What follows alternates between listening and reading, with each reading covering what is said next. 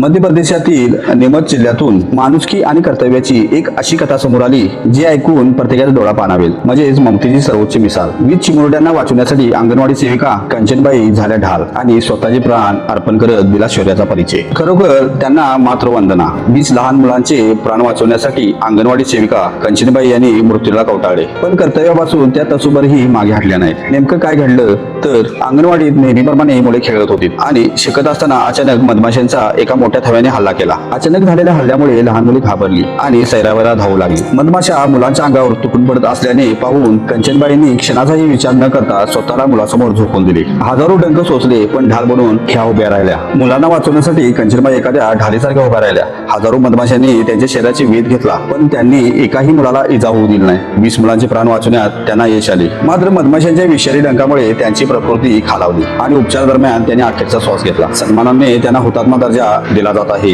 खरोखर देशाचा मानाचा मुद्रा. कंचनबाईंनी दाखवले हे शौर्य आणि समर्पण केवळ एका शिक्षिकेचे नाही तर एका आईचे आहे. आपल्या मुलांसाठी स्वतःचे प्राण पणाला लावायचे म्हणजेच त्यांनी ममता आणि कर्तव्य या शब्दाला नवा अर्थ प्राप्त करून दिला आहे. आज संपूर्ण देश त्यांच्या या महान बलिदानाला नमन करत आहे. कंचनबाईंच्या या अतुलनीय धैर्याबद्दल शहीद कंचनबाईंना भावपूर्ण श्रद्धांजली.